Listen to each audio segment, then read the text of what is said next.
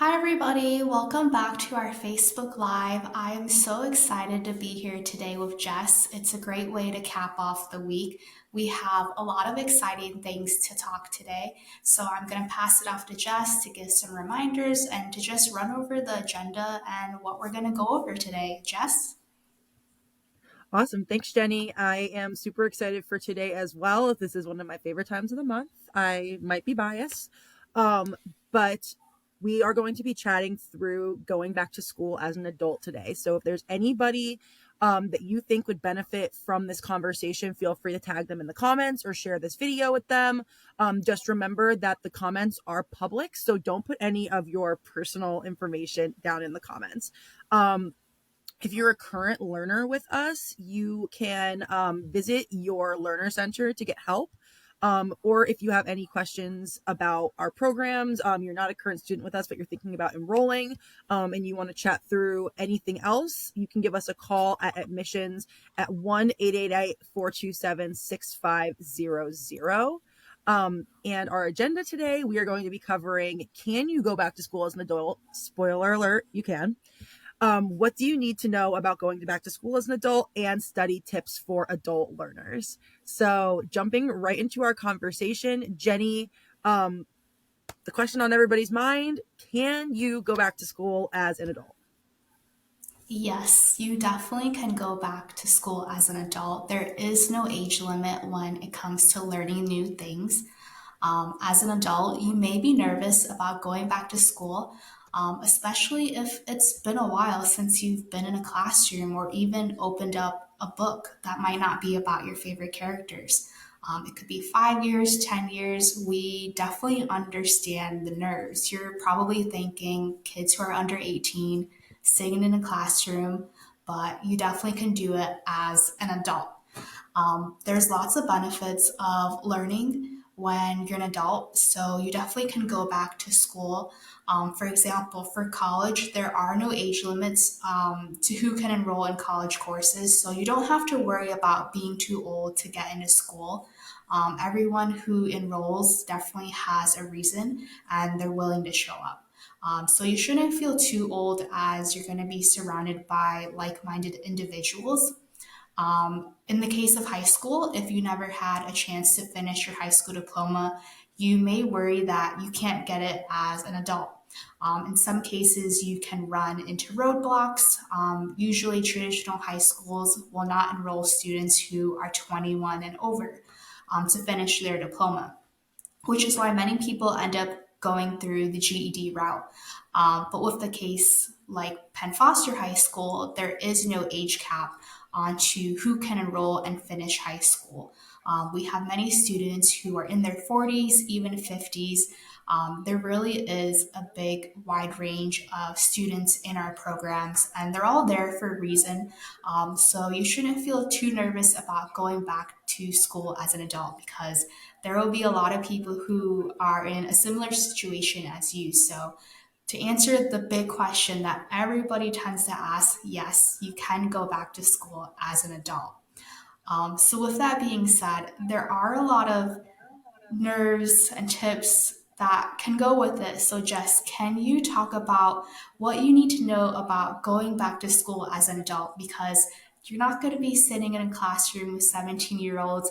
You most likely have a full time job. You probably have a family. You're probably working odd hours. So, what is it that people out there would need to know? Absolutely. Now that Jenny already ran through and let everybody know, you can go back to school. It is possible. And not only is it possible, it's feasible for you. So, some things that you should know, or anybody, or if there's anybody in your life who you want to impart this wisdom on, what they should know is whether you're going back to high school or you're going to college as an adult, there's a few things that you need to prepare for before you dive back into classes, right? Because chances are you haven't been in any kind of school setting in a while, whether that is a brick and mortar school or an online school. Getting back into the scope of learning is not easy. And it's going to take you time. There's a very good chance that getting back into the groove of learning and studying and then being tested on those things is not going to come naturally, but that's okay. You can take your time and slowly dive back in to build your confidence.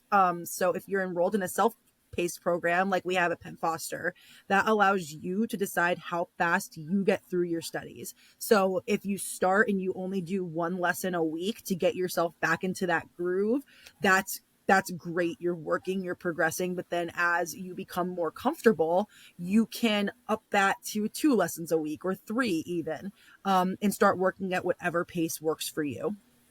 Like Jenny said, juggling your life is already a lot without school, right? You have your family, your friendships, work, any extracurriculars you do outside of work. I know I'm an adult who does a lot of community theater, so that's something that's really important to me and takes up a lot of time when I'm working on a show. And school can feel overwhelming to add to the list of all the other things you already have on your plate. Um, and it can take a while to make everything work, but we are going to talk about some helpful study and organizational tips that will help you. So do not fret and don't feel overwhelmed just yet, because we might be able to help you with some tips in a little bit. Um, if you enrolled in an online self-paced program, you need to be your biggest motivator. You won't have a teacher like pushing you to get your work done, or somebody who's actively checking in, or even strict deadlines that you have to meet that would hold you accountable. It's really important that you realize that the biggest motivator you can have comes from inside yourself. Not saying that the people around you can't be motivation, having your friends and family hold you accountable, asking them to check on you every week and say, how much of your schoolwork did you get done this week? Those are also really great. But at the end of the day, you are your biggest cheerleader and you are your biggest motivator. So definitely keep pushing yourself forward. Um, and this bears repeating, you are never too old to go back to school. Whether you're 30 or 50 or 85, you can still go to school. You can learn and grow and reach your goals. Last year at our in-person graduation ceremony, I met so many adult learners. I actually had an experience with a graduate walking through line at procession, and she stopped me and she said, I was crying because I was very emotional about the graduation. And she was like, are you okay? And I was like, I'm just really happy for all of you. I'm just overwhelmed with how happy I am for all of you. And she said, I'm 60 years old and I never thought I could get my high school diploma, and this program is what got me there. So if you can't take it from me, take it from that wonderful woman I spoke to at graduation. It is possible, and it might be a little bit of extra work, but you will get there.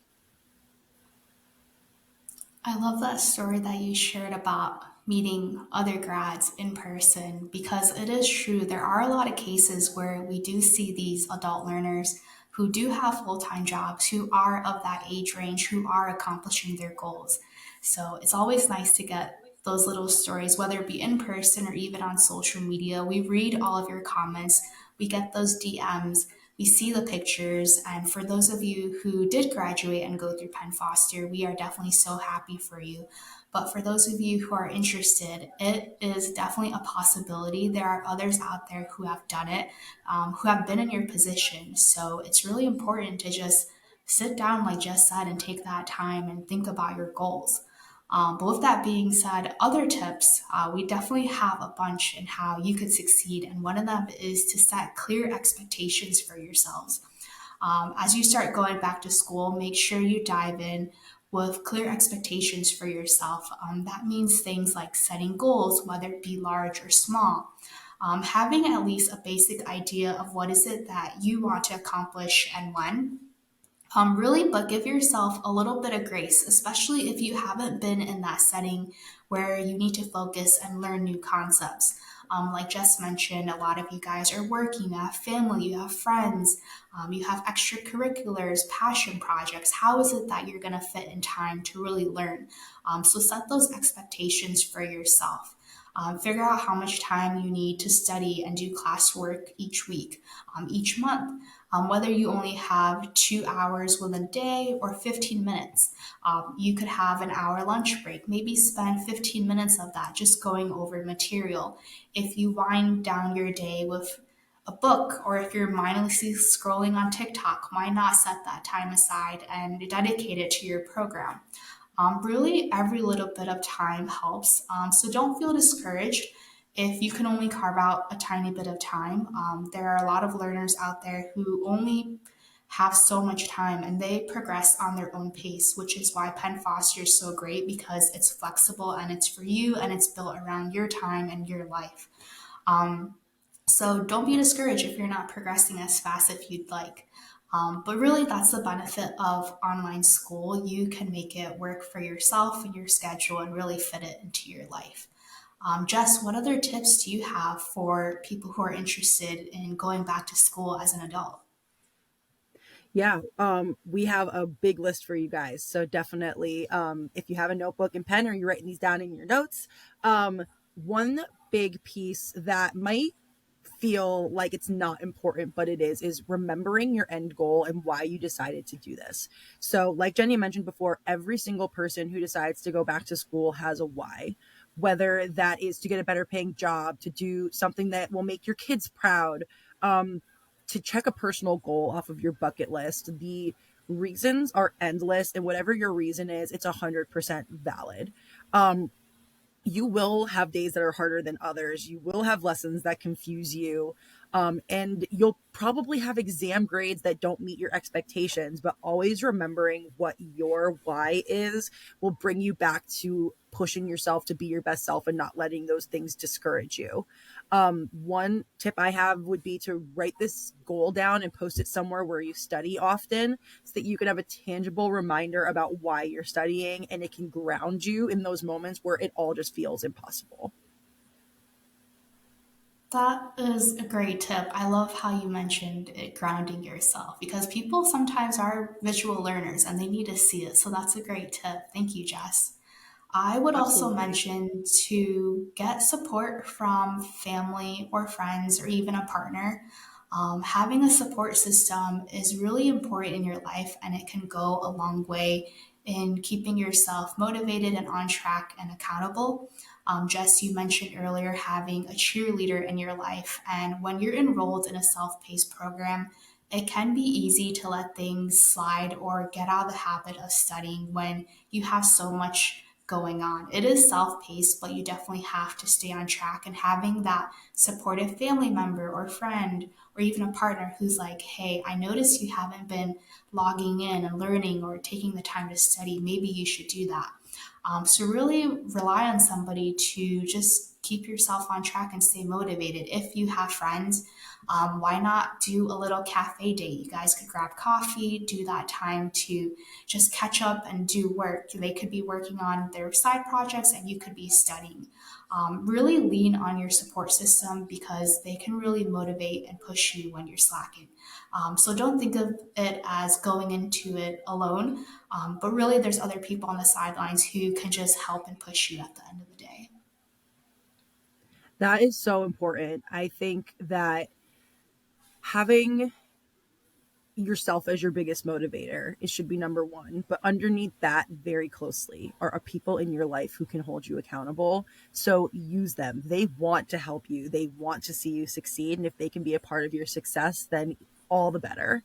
Um, Another tip would be to get into a routine. That might sound very simple, like, okay, like I'm already have a routine. I work my 9 to 5, I come home, I make dinner, I do this, I do that. But now it's important to work your schoolwork into your routine so that you have set times and expectations for yourself of when you can actually dedicate time to your program. So you can create a study schedule for yourself and even let your friends and family know when you plan on dedicating time to school. If you have kids who come home and do homework after school, maybe that's a great opportunity for you to take that time while they're working and do some of your own schoolwork as well.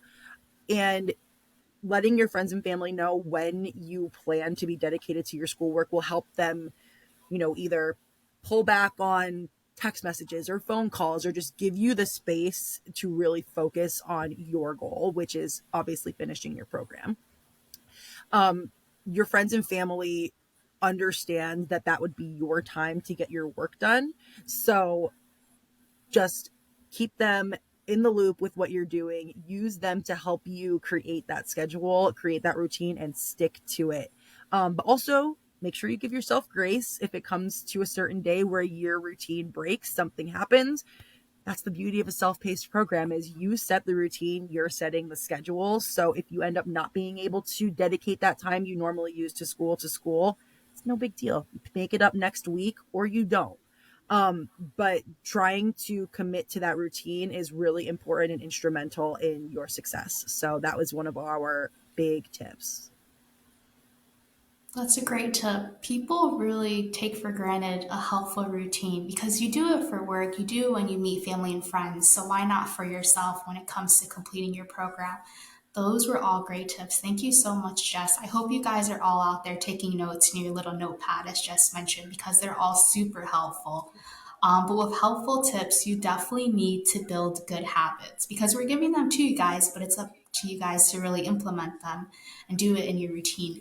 But it's important to build good habits right from the start.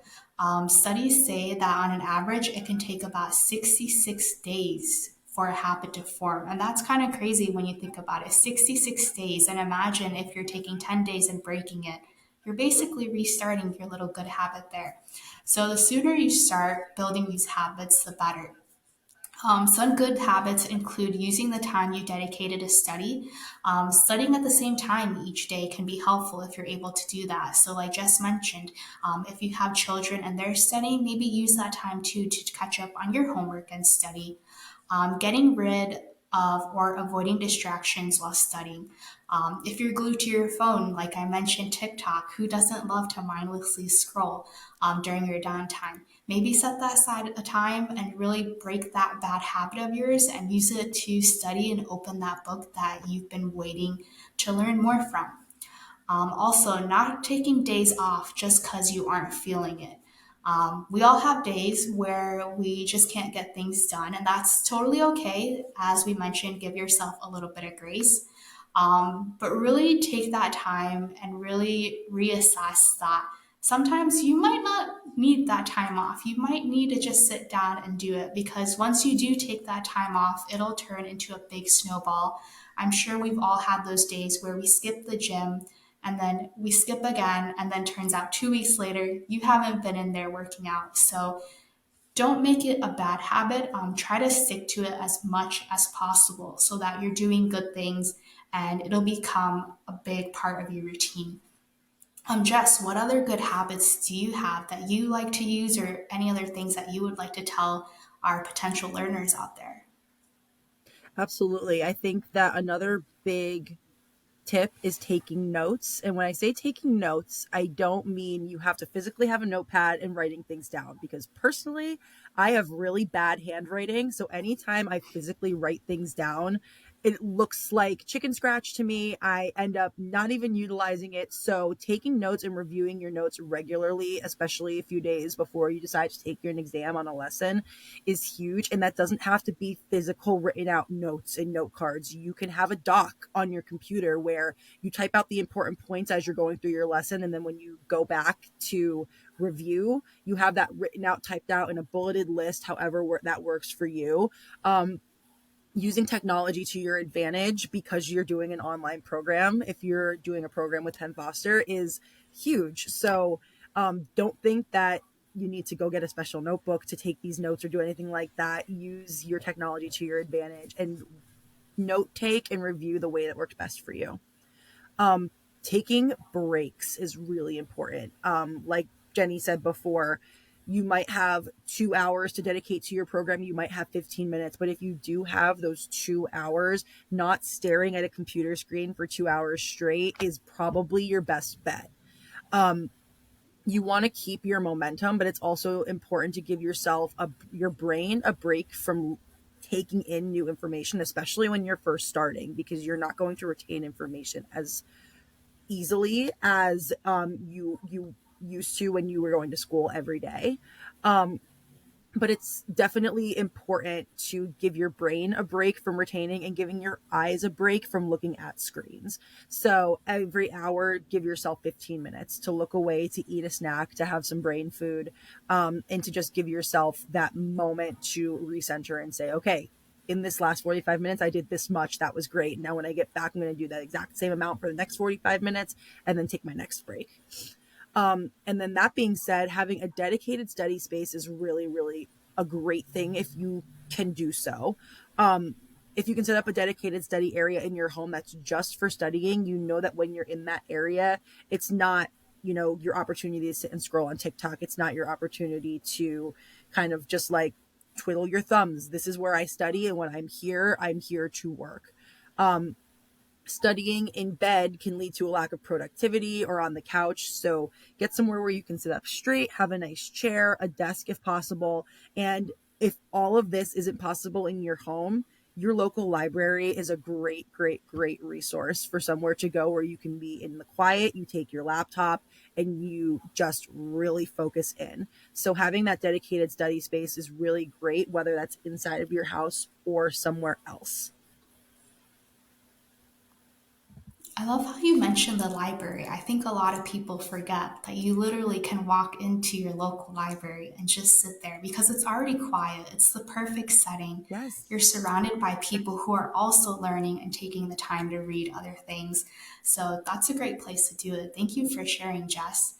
Yeah, This has absolutely. been an Getting involved amazing in your local library conversation. across the board is a good idea. So you never know what they're going to offer, and it gives you a space to get away. So definitely, I'm always an advocate for utilizing your local library. Sorry, I interrupted you, Jenny.